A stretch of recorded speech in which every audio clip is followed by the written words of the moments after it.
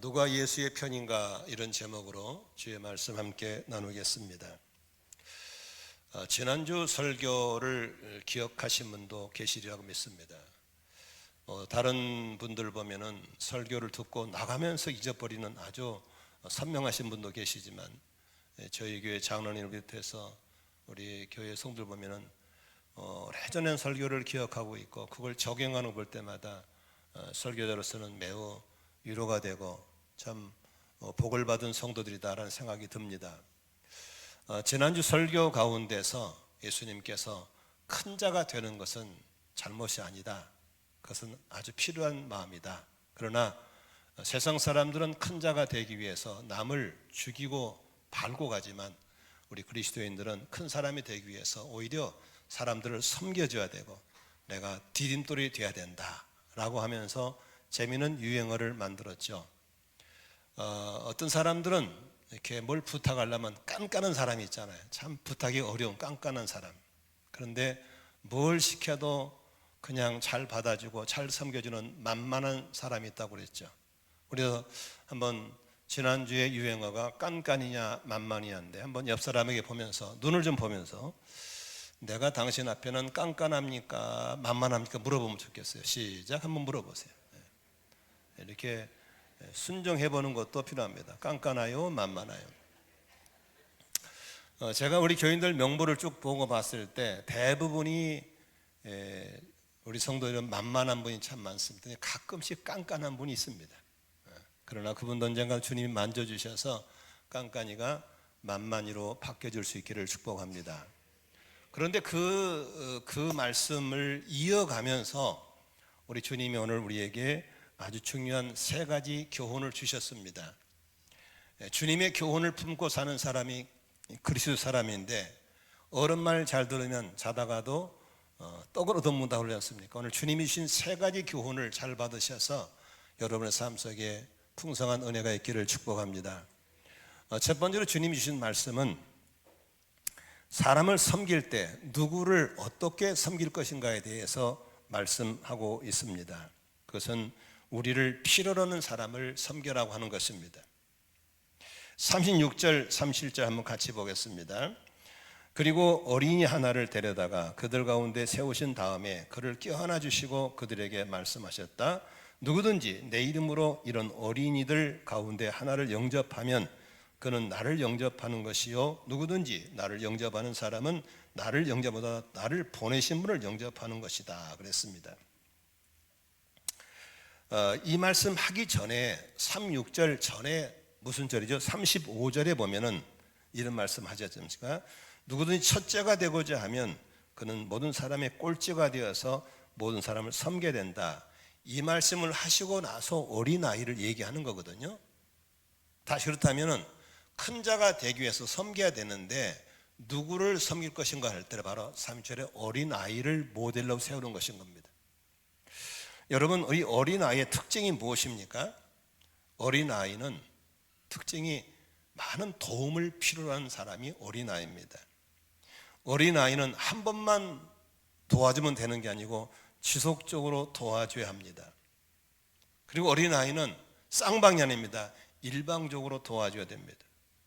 예수님께서 너희들이 큰 자가 되게 섬기려면 이렇게 지속적으로 도와줘야 되고 돌봐줘야 되고 일방적으로 섬겨줘야 할 대상이 바로 당신들이 섬길 대상이라고 말하는 것입니다. 우리는 사업을 하다가 거래처를 특이에 섬길 때가 있지 않습니까? 그것은 기브앤테이크로 섬긴 것만 돌아옵니다. 승진을 하기 위해서 윗사람을 섬기는 거 잘 섬기면 승진의 혜택이 올 수 있습니다. 이런 어떤 나에게 유익이 따르는 섬김은 힘들지 않습니다. 당장에 너무 나온 게 있으니까. 그러나 어린 아이 같은 자를 섬기는 것은 아무 반응이 없습니다. 줘도 고맙단 말도 없지요. 끝없이 섬겨야 되죠. 언제까지도 없죠. 어떻게 해서 무한 리필을 해줘야 되는 것이 바로 어린 아이 같은 섬김인 것입니다. 바로 주님은 당신들이 앞으로 큰 자가 되게 섬기려면 그런 어린 아이 같은 대상을 찾으라고 하는 것입니다. 심은 것만큼 거두고 준 것만큼 받을 수 있는데 섬기는 것은 그건 상이 없다라고 하는 것입니다. 어린이처럼 일방적으로 도와줘도 갚을 수 없는 사람을 일방적으로 사랑해주고 일방적으로 관심을 쏟아주고 일방적으로 섬기라고 하는 것이 예수가 말씀하신 섬김인 줄로 믿습니다. 예수의 말씀을 받아 적용하는 나라가 바로 복지에 눈을 뜬 나라죠. 고아원이 어디서 시작됐습니까? 고아원은 기독교 나라에서 시작됐습니다. 양로원 어디서 시작됐습니까? 양로원도 기독교과에 시작됐습니다. 우리나라는 본래 부모가 늙으면 갖다 버리는 고래장이라고 하는 참 부끄러운 역사를 가지고 있는 나라입니다.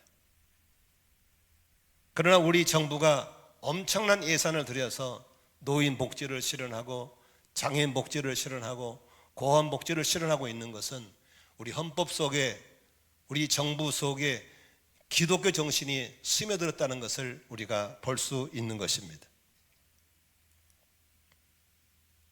이제 우리는 그렇게 기브앤테크식의 섬김에 익숙한 삶을 바꾸어서 우리 구제부가, 선교부가, 우리 모든 교우들이 어린아이처럼 끝없이 도와줘야 되고 끝없이 섬겨줘야 되고 밑도 끝도 없는 섬김을 실천하라고 오늘 주님이 말씀하고 있는 걸 믿으시기를 바랍니다. 섬기려면 보상받을 수 없는 걸 섬기라고 하는 것입니다. 그런데 주님이 이렇게 말씀하십니다. 이 어린아이 하나를 영접하는 건 나를 영접하는 거야. 나를 영접하는 것은 나 보내신 하늘 아버지를 영접하는 거야 라고 하는 것입니다. 다시 말하면 그런 끝없는 사람을 도와주고 밑빠진 독에 빠진 것처럼 붓는 일을 있더라도 이걸 도와주면 아무도 몰라주고 아무도 혜택이 없다 할지라도 잘 들어라. 이건 나를 돕는 거야. 이건 하나님 아버지를 돕는 거야 라고 우리에게 말씀하고 있다는 것입니다. 우리는 너무나도 계산에 익숙합니다. 내가 이걸 하면 어떤 반응이 올 거야. 내가 이 정도 됐으니까 이렇게 나와야지 라고 하다가 기대가 안 차면 실망하고 스스로 막 좌절에 빠지지 않습니까? 우리 목자 목녀님들도 마찬가지. 도대체 이 사람 내가 언제까지 해줘야 되는 거야? 도대체 언제까지 해야 되는 거야? 이러면서 목자 목녀님들이 목원들을 섬기다가 지치고 낙심할 때 많죠. 그러나 이제 생각을 바꾸셔야 됩니다. 내가 심었으니까 내가 거두겠다는 이거 안 됩니다. 내가 심으면 하나님이 다 받아주시고 하나님이 기억한다고 말씀한 걸 믿으시기를 바랍니다. 잠언서는 이렇게 말하고 있습니다. 가난한 자에게 구워주는 것은, 가난한 자를 돕는 것은 바로 여호와께 구워주는 거라고 말씀하셨습니다. 하나님께 구워지면 하나님이 몇 시대 몇 배로 복 주실 걸 믿으시면 아멘 하십시다. 그러므로 가난한 사람을 도와주고 반응이 없고 지속적으로 끝까지 돌봐줘야 할 그런 연약한 자들이 우리가 섬길 대상이지, 내가 섬겼을 때 승진이 되고 내가 섬겼을 때 거래처가 트이고 이것은 섬김이 아니라는 것입니다. 내가 이렇게 섬겼으니까 네가 커서 이제 나를 도와줘야 될 거야, 이건 아니라는 것이죠. 우리는 끝도 한도 없이 어린아이처럼 일방적으로 돌봐주고 섬겨주고 지속적으로 해줘야 할 그런 사람들이 바로 우리의 섬김의 대상이다 라고 말씀하신 걸 믿으시기를 바랍니다. 전도도 마찬가지입니다. 하나님께 전지전능하신 하나님이 우리에게 당신 남편 한 방에 믿게 할 수 있습니다. 당신의 자녀들 한 방에 돌아올 수 있겠습니다. 그러나 주님이 그렇게 못해서 하는 게 아닙니다. 주님이 안 하신 겁니다. 왜냐하면 하나님은 인간을 만드실 때 우리를 하나님과 동등하게 만드셔서 우리를 통해서 전도하게 하시고 우리를 통해서 사랑을 베풀게 하시고 우리를 통해서 구제하게 하시는 걸 믿으시기를 바랍니다. 그러므로 여러분, 한 형제가 아프면 주님이 아픈 겁니다. 그 형제의 아픔을 덜어내 주는 건 주님의 아픔을 덜어내 주는 것입니다. 한 형제가 눌려 있는 건 주님에 눌려 있는 겁니다. 그러므로 한 형제의 눌림을 제거하는 건 주님을 덜어내 주시는 겁니다. 여러분 혹시 메시아닉 처치라고만 들어본 적이 있나요? 메시아닉 교회. 아마 선교에 관심 있는 분들은 메시아 교회를 알 겁니다. 그것은 바로 로마서 1장에 있는 것처럼 타락한 유대인들을 하나님이 버리지 않습니까? 근데 2000년이 지나면서 유대인들이 회개하고 돌아오고 있습니다. 하나님은 밉다고 매를 쳐서 보냈지만 그들이 돌아올 때 그들을 안아주고 예배당을 지어주고 예수는 이렇게 믿는 거라 가르쳐주는 메시아적 선교에 참여하는 자들을 하나님이 엄청나게 축복한다는 사실을 기억하시기를 바랍니다. 오사카에서 18년 동안 선교하던 선교사님이 저를 찾아왔습니다. 어느 날 하나님께서 돌아오는 유대인들을 섬기라는 마음을 주셔서 왔습니다. 주님의 마음을 읽어내는 사람이 선교하는 것처럼 주님의 마음을 읽어내는 사람들이 아무 조건 없는 대책 없는 사람에게 쏟아붓고 섬기고 구제하고 선교하는 것을 믿으시기를 바랍니다. 제가 이 설교 딱 한 번 했더니 한 성도님이 저 찾아왔습니다. 제가 유대인 선교에 참여하겠습니다. 지금 매달 정기적으로 그분이 메시아닉 교회에 헌금하고 있습니다. 사모했던 교회에도 주의 마음을 깨닫고 그 교회가 메시아닉 교회에 많은 도전을 투자하고 있습니다. 옛날에 우리 교회 DTS 했을 때 혹시 옛날 분 기억날지 모르겠어요. 의료계 상해 하시던 분 있지 않습니까? 아마 기억날 겁니다. 그분이 한 달에 수백만 원을 이스라엘로 보낸 걸 봤습니다. 주의 마음을 깨닫고 나니까 안 할 수가 없다는 거죠. 오늘 이 어린 아이 같은 자에게 도와주는 것이 곧 예수님을 도와주는 것이고 그것이 곧 하늘 아버지를 돕는 것이라고 말씀하고 있는 것입니다. 하나님의 통증을 덜어드리기 위해서 하나님의 은혜와 사랑을 받은 우리들이 아무 조건 없이 낮은 곳으로 내려가서 약한 사람, 없는 사람, 고난받는 사람에게 특별한 관심을 보이는 그런 우리 성들의 삶이 되기를 바라고 이 안산 만나 공동체가 되기를 주의 이름으로 축원합니다. 우리 목자 목녀님들 도대체 이거 언제까지 하란 말이야? 이제 그 소리 하지 마세요. 그 사람 보고 하는 게 아닙니다. 주님이 보시고 있는 겁니다. 주님이 기억하고 있는 겁니다. 믿으시면 아멘 합시다. 두 번째 준 교훈을 받도록 하겠습니다. 두 번째 교훈은 38절에 있습니다. 같이 읽겠습니다. 요한이 예수께 말하였다. 선생님, 어떤 사람이 선생님의 이름으로 귀신을 쫓아내는 것을 우리가 보았습니다. 그런데 그 사람은 우리를 따르는 사람이 아니므로 우리는 그가 그런 일을 하지 못하게 막았습니다. 여러분 이 본문을 볼 때 뭘 볼 수 있냐면 이 본문 전에 무슨 일이 있었죠? 귀신 들리는 아들을 아버지가 데려왔잖아요. 예수님과 몇 사람은 변화산에 계실 때 제자들이 귀신을 못 쫓았잖아요. 쪽팔렸잖아요. 그렇죠? 그렇죠? 그런데 그 제자들에게 주님이 기도 외에는 안 된다라고 말씀하셨잖아요. 그 쪽팔렸던 제자들이 오늘 주님께 하는 얘기입니다. 선생님, 38절에 어떤 사람이 예수의 이름으로 귀신을 쫓아내는 걸 우리가 봤습니다. 그런데 이 사람이 우리랑 같이 활동을 하지 않기 때문에 그런 축사 사역을 못하게 막았습니다 라고 얘기하는 겁니다. 여러분 이 본문을 보면서 무슨 생각이 듭니까? 내가 능력 없어 못했는데 이 사람이 하면은 질투해야 됩니까? 박수 쳐줘야 됩니까? 답은 박수라고 나오죠. 그런데 우리는 그동안에 뭐 했습니까? 시기 질투하죠. 내가 못한 걸 네가 어떻게 해? 겁대가 없이 하면서 미워하고 시기 질투했죠.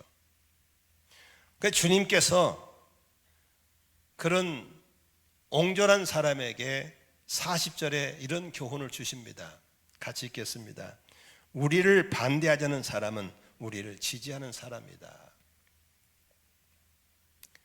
제자들은 자기가 못한 귀신 쫓아내는 걸 그들이 했으면은 내가 못한 걸 그들이 했으니까 좋아해야 되잖아요. 그런데 그들을 못하게 막았다라고 하는 것은 한마디로 옹졸한 사람, 가슴이 새 가슴이라는 사실을 말하고 있는 것이죠. 그런데 예수님께서는 그 사람은 우리 편이야. 오히려 우리가 하는 일을 반대만 안 하면 그건 내 편이야 라고 말씀하고 있는 것입니다. 저는 예수의 이 정신을 보면서 예수님이 갖고 있는 내 편의 영역이 굉장히 넓다라는 사실을 볼 수 있습니다.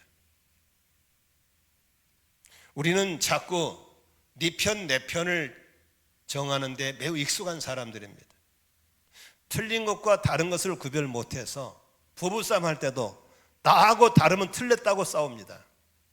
여러분, 틀린 것과 다른 것은 구별해야 될 줄로 믿습니다. 나하고 달라도 틀린 게 아닙니다. 다를 수 있는 것입니다. 저는 결혼해서 이제 40년 가까이 살면서 사람은 살을수록 저하고 우리하고 다른 게 참 많습니다. 당신은 왜 이렇게? 라고 할 필요가 없습니다. 그분은 나하고 다르기 때문입니다. 예를 들어 말하자면 저희 아내는 국물을 절대 안 먹습니다.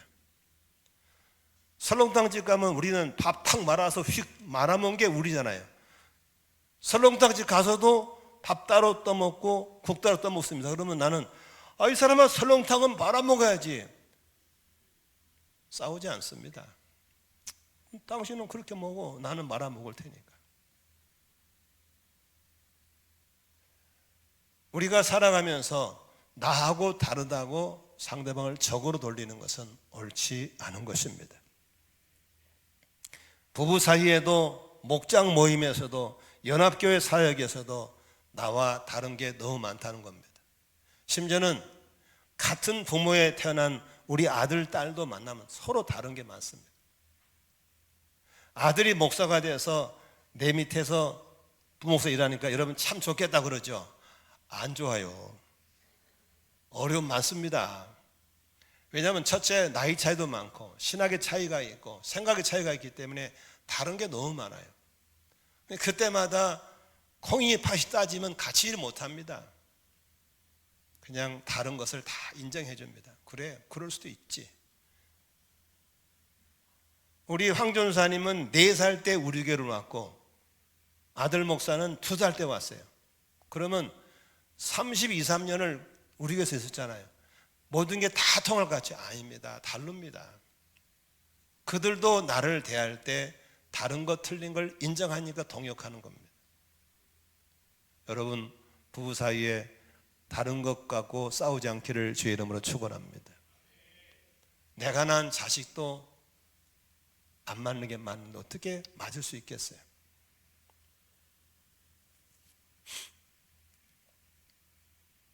오히려 주님은 더 적극적으로 41절에 이렇게 말합니다. 내가 진정으로 너희에게 말한다. 너희가 그리스도의 사람이라고 해서 너희에게 물 한 잔이라도 주는 사람은 절대로 자기가 받을 상을 잃지 않을 것이다. 우리가 그리스도의 사람이라고 작은 것이라 베풀면 반드시 상이 있다라고 하는 것입니다. 그런데 중요한 것은 여기서 상에게 의미가 있는 게 아니고 내 편이 누구인가를 더 정하고 있는 것입니다.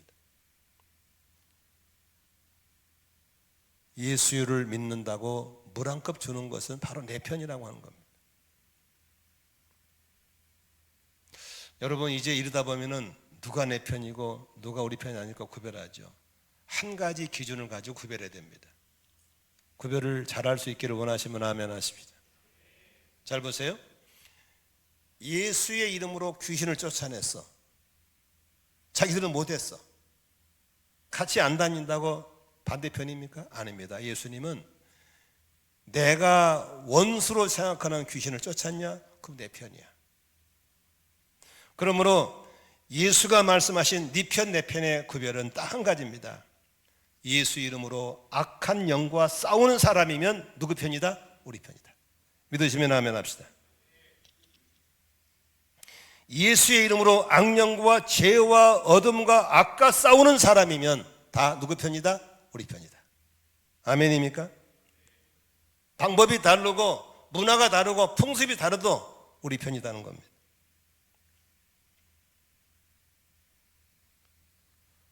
우리나라 사람들은 참 네 편 내 편을 너무 많이 따집니다. 우리 아내가 늘 부탁하기를 제발 강단에서 정치 얘기하지 말라고. 저도 정치 얘기를 잘 안 하고 싶습니다. 하면은 정치는 자기 성향이고 자기 그 판단 기준이기 때문에 절대 같을 수가 없습니다. 그런데 안타까운 건 우리나라는 이 조그만 나라가 지나치게 양극화되어 있습니다. 좌우가 너무 선명해가지고 좌는 무조건 우 쪽을 향해서 마음을 닫아버립니다. 우는 무조건 좌쪽을 향해서 마음을 닫고 시작합니다. 이 양극화가 얼마나 많은 불필요한 에너지를 낭비한지 모릅니다.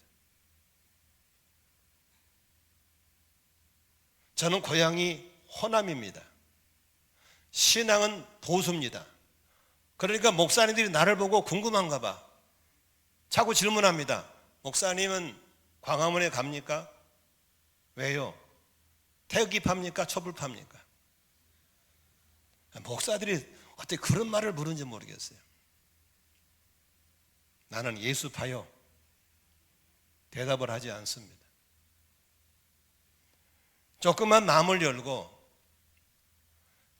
좌측 사람들이 어떻게 나라를 사랑한가를 들어보고 우측 사람이 어떻게 나라를 사랑을 들어보면 애국은 똑같단 말이에요. 그런 편에서 우리가 편을 가르고 서로 미워하고 에너지를 낭비하는 것이 저는 예수의 정신이 아니라고 생각합니다.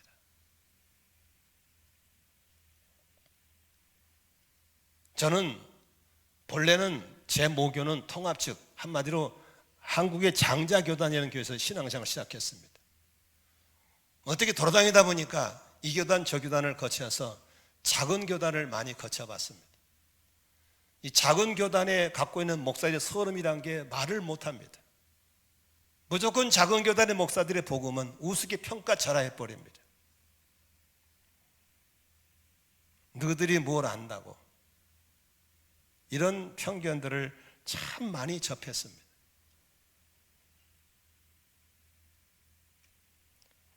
예수님께서는 편 가르는 것을 별로 좋아하지 않습니다. 42절에 주님이 아주 엄중한 말씀으로 우리에게 경고하고 있습니다. 같이 읽겠습니다. 또 나를 믿는 이 작은 사람들 가운데서 하나라도 죄짓게 하는 사람은 차라리 그 목에 큰 맷돌을 달고 바다에 빠지는 편이 낫다. 예수님 당시를 전후해서 어떤 반란을 주동한 사람이 나왔을 때 그 사람을 추종한 사람들을 로마 군인들이 목에다가 맷돌을 달아서 물에 빠져 죽였던 사형 제도가 있었습니다.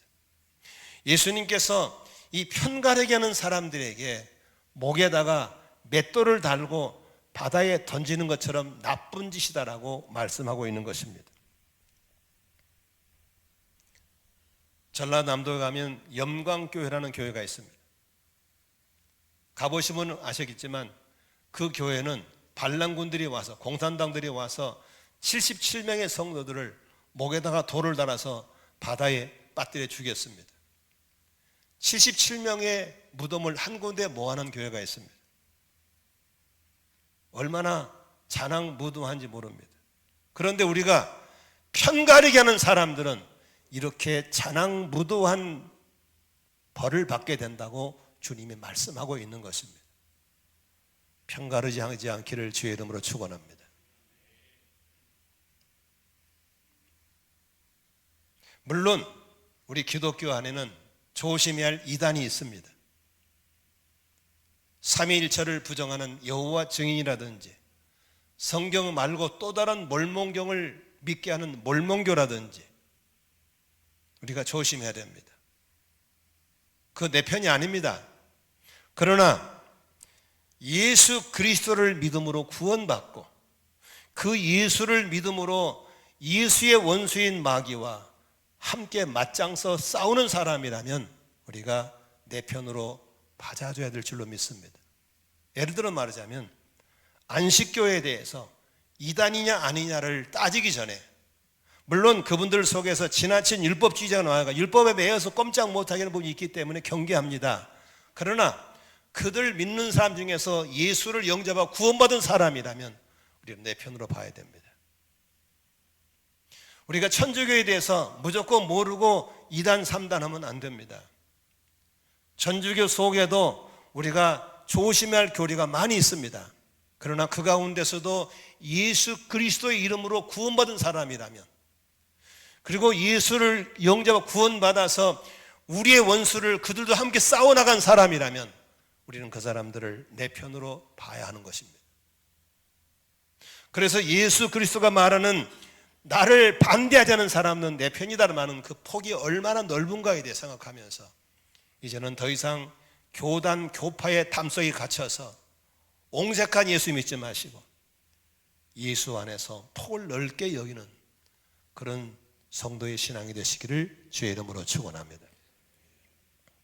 저는 오랫동안 이런 아픔들을 겪은 한국교회에서 목회하면서 선교사의 집을 27년 동안 운영하면서 제가 결심했습니다. 어느 날 선교사님 연락이 왔습니다.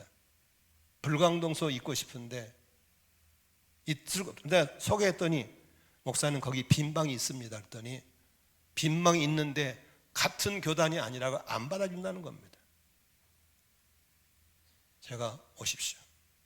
우리는 교단 교파 따지 않습니다. 예수 그리스도를 주로 믿는 받습니다. 오십시오. 저희 교회는 27년 동안 한 번도 교단 교파 때문에 선교사집 열어놓고 막은 적 없습니다. 주님이 참 기뻐하리라고 생각합니다. 믿으시면 아멘 합시다. 저는 안산에 34년 동안 목회하면서 수많은 교단 교파를 초월하면서 섬기고 사역해 왔습니다.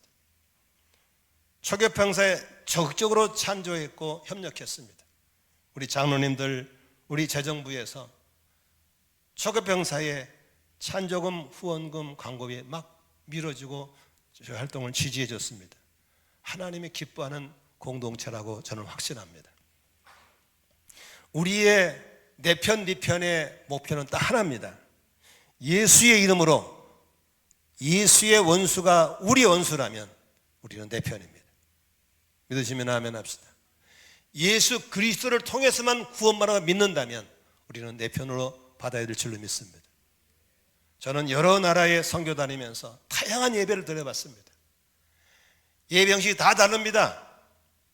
나와 다르다고 예배를 안 드릴 수 있습니까? 춤추는 예배, 뛰는 예배, 조용한 예배, 다양한 예배가 있습니다. 달라도 예수 그리스도가 왕이라면, 원수와 싸우는 사람들이라면 다른 예배도 적응할 수 있어야 될 줄로 믿습니다. 목장이 다를지 모르지만 우리는 한편인 걸 믿으시기 바랍니다. 교회가 다를지 모르지만 우리는 한편입니다. 교단이 다를지 모르지만 우리는 한편입니다. 나라가 다를지 모르지만 예수 안에서 우리는 한편인 줄로 믿습니다. 자꾸만 담을 높이 쌓아가는 것을 우리는 무너뜨리는 성도가 되어야 될 줄로 믿으시기를 바랍니다. 50절입니다. 소금은 좋은 것이다. 그러나 소금이 짠맛을 잃으면 너희는 무엇으로 그것을 짜게 하겠느냐? 너희는 너희 가운데 소금을 쳐두어서 서로 화목하게 지내어라. 우리 모두 담을 허물면서 할 수 말씀은 예수 안에서 많은 사람과 함께 어깨 동무하며 살아갈 수 있기를 주의 이름으로 축원합니다. 그게 전도입니다. 전도에서 하나님 관계를 회복시켜주고 교회 관계를 회복시켜주시고 그렇게 할 수 있기를 바랍니다. 목장 모임이 왜 좋습니까? 문제를 꺼내놔도 흉보지 않고 이렇게 감싸주고 어려운 얘기를 해도 들어주고 기도해주고 화목하게 만들어가는 이 목장이 마지막 시대의 유일한 교회의 비전이 될 줄로 믿으시기를 바랍니다. 교회가 부흥되는 비결은 다른 데 있지 않습니다. 설교를 잘하고 기도 많이 하고 그게 중요하지 않습니다. 교회는 화목해야 됩니다. 목장이 부흥되는 비결 다른 거 없습니다. 목장이 화목해야 됩니다. 여러분 집안이 잘 되기를 원하시면 아멘 하십시다. 다른 게 없습니다. 가화 만사성입니다. 화목해야 됩니다. 믿으시면 아멘 하십시다. 우리 옆 사람 인사합시다. 당신은 내 편이고 나는 당신 편입니다. 시작.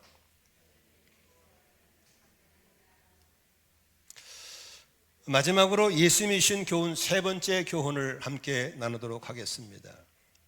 그것은 이웃을 향해서는 수용하고 받아들이고 폭을 넓게 가져야 되지만 나 자신에 대해서는 엄격하고 가혹할 정도로 엄격하라고 말씀하고 있는 것입니다. 뭡니까? 죄에 대해서 그렇습니다. 오늘 43절부터 49절까지 함께 좀 본문을 읽도록 하겠습니다. 읽겠습니다. 시작. 네 손이 너를 죄짓게 하거든 그것을 찍어버려라. 네가 두 손을 가지고 지옥에 곧 그 꺼지지 않는 불 속에 들어가는 것보다 차라리 한 손을 잃은 채로 생명에 들어간 것이 낫다. 네 발이 너를 죄짓게 하거든 그것을 찍어버려. 네가 두 발을 가지고 지옥에 들어간 것보다 차라리 한 발은 잃었으나 생명에 들어간 것이 낫다. 또 내 눈이 너를 죄짓게 하거든 그것을 빼어버려라. 네가 두 눈을 가지고 지옥에 들어간 것보다 차라리 한 눈으로 하나님 나라에 들어가는 것이 낫다. 지옥에서는 그들을 파먹는 구더기들도 죽지 않고 불도 꺼지지 않는다. 모든 사람이 다 소금에 절이듯 불에 절여들 것이다. 굉장히 어마무시한 말씀들을 하고 있지 않습니까? 보십시오. 손이 두 개인데 한 손이 죄를 짓거들랑 이 손 때문에 다 지옥 가지 말고 손을 잘라버려라. 차라리 손 없이 한 손 들고 지옥에 낫다라고 하는 것입니다. 한 발이 죄를 지면 그 죄 지는 발 때문에 온몸이 지옥 가보다도 그 발을 잘라버리고 외발치기로 천국 가는 게 낫다라고 하는 겁니다. 여기서 우리는 코로나를 겪으면서 한 가지 중요한 교훈을 배우셨죠. 코로나 바이러스는 보이지 않습니다. 처음에는 가볍게 들어옵니다. 이게 자리를 잡아버리면 그를 죽이는 겁니다. 3년 동안에 코로나 때문에 노인들 많이 죽었습니다. 우리 국민들 많이 죽었습니다.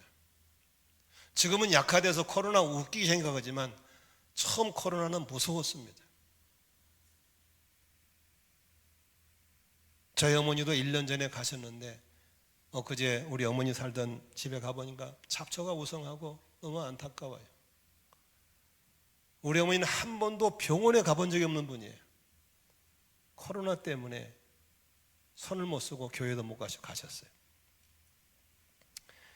여러분 우리가 코로나 때문에 얼마나 깨어 있었습니까? 마스크를 쓰고 손을 닦고 출입을 통제하고 우리가 죄에 대해서 그렇게 철저하게 경계하고 깨어 있어야 할 줄 믿습니다. 여러분 암세포가 처음에 생기면요 처음에는 조그맣게 잡아요. 통증이 없어요. 초기에 못 잡으면 암이 퍼져버리면 죽습니다. 이번에 어떤 후배 목사님이 정부에서 하도 무료로 하라고 그러니까 건강검진 했는데 위암이 발견됐어요. 아주 작은 분량이에요. 그냥 본인은 전혀 느끼지도 못해요. 그런데 발견됐어요. 지금 수술하면 항암하지 않는다는 말을 듣고 수술했는데 그 작은 점 같은 세포를 저기해서 위장의 3분의 2를 잘라내버리더라고요. 왜냐하면 단호하지 않으면 암이 퍼지고 항암을 해야 되고 고통을 겪지만 지금 단호해버리면 오히려 항암하지 않을 수 있다는 것 때문에 단호하게 잘라버리더라고요. 여러분 우리가 조심해야 될 것 중에 하나가 죄입니다. 죄가 장성하면 그것이 죽인다는 사실을 아셔야 되는 겁니다. 욕심 잉태한 지 죄를 낳고 죄가 장성하면 뭐가 오는 거예요? 죽는 거예요. 나를 죽이게 하는 바이러스, 나를 죽이게 하는 암세포에 깨어있고 단호하지 않은 우리는 죄에 대해서 깨어있어야 되고 단호해야 될 줄로 믿습니다. 죄가 찾아올 때 우리에게 전화하지 않습니다. 문자 주지 않습니다. 어느 날 살며시 들어 앉아 있는 겁니다. 그러므로 정기적으로 건강검진을 하는 것처럼 우리의 일상생활에 정기적으로 하나님 앞에 내가 어떤 죄에 노출되는지를 점검하고 또 점검하고 정리하는 시간을 갖는 것이 바로 큐티입니다. 꼭 말씀이 있고 본문이 뭐지 성경 해석하는 게 큐티가 아닌 것입니다. 하나님 앞에 조용한 시간, quiet 타임을 꼭 가지시기를 주의 이름으로 축원합니다. 이럴 때 아멘 좀 세게 하는 거요. 아무리 바쁘더라도 하루에 한 번씩이라도, 아니면 하루에 일주일에 한 번씩이라도 거두절미하고 앉아서 하나님, 혹시 내가 죄에 노출된 부분이 뭔가 좀 보여주세요. 제가 정리하려고 그래요 라고 하시면 성령님이 말씀해 주실 줄로 믿습니다. 생각나게 하시고 보여주시고 깨닫게 할 줄로 믿습니다. 여러분 꼭 기억하셔야 됩니다. 더러운 것은 비누로 기름으로 씻을 수 있지만 우리의 죄는 예수의 피밖에 없는 것을 믿으시기를 바랍니다. 그래서 정말 지혜로운 사람답게 자기를 성찰하는 조용한 큐티의 시간을 가지라는 겁니다. 큐티가 많이 오염됐어요. 무슨 성경 공부가 아닙니다. 주 앞에 앉아서 자신을 돌아보고 주의 음성을 듣고 주님께 반응하는 시간이 주님과의 조용한 시간인 걸 믿으시기를 바랍니다. 저는 아무리 피곤해도 저녁에 반드시 잘 때 감사기를 씁니다. 쭉 하루를 돌아보면 아침부터 그냥 파노라처럼 싹 훑어봅니다. 아, 이것은 감사하구나. 이건 내가 실수했구나. 이건 고칠 반드시 합니다.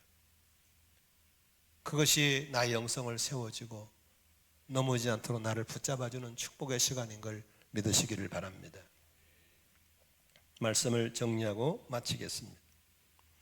우리 모두 성도님들 영적으로 건강하시기를 주의 이름으로 축원합니다. 그래서 화목하셔서 사람들을 섬기되 보상 받을 수 있는 섬기지 마시고 보상 받을 수 없는 사람, 그게 바로 예수께 심는 것이고 하나님께 심는 것을 믿으시고 만만하게 많은 사람을 섬길 수 있기를 축복합니다. 우리 목자 목사님들 하나님 반드시 기억하시고 은혜 주실 줄로 믿으시기를 바랍니다. 우리는 이편 저편 나누는 거 조심하셔야 됩니다. 잘못하면 목에다가 맷돌 다는 겁니다. 그러므로 예수님처럼 폭을 넓게 가지셔서 예수의 원수가 나의 원수로 생각하는 사람이라면 다 내 편으로 생각하시고 주 안에서 함께 교제하고 함께 주의 나라를 위해서 틀림과 다름을 구별할 줄 아는 지혜로 살아갈 수 있기를 주의 이름으로 축원합니다. 오늘도 다른 사람에는 관용과 사랑을 베풀지만 여러분 나에 대해서는 단호하고 엄격하게 죄를 경계하고 다루시는 성도가 되셔서 하나님 앞에 갈 때까지 최상의 컨디션으로 항상 행복하게 살아가시기를 주의 이름으로 축원합니다. 축원합니다. 기도하겠습니다.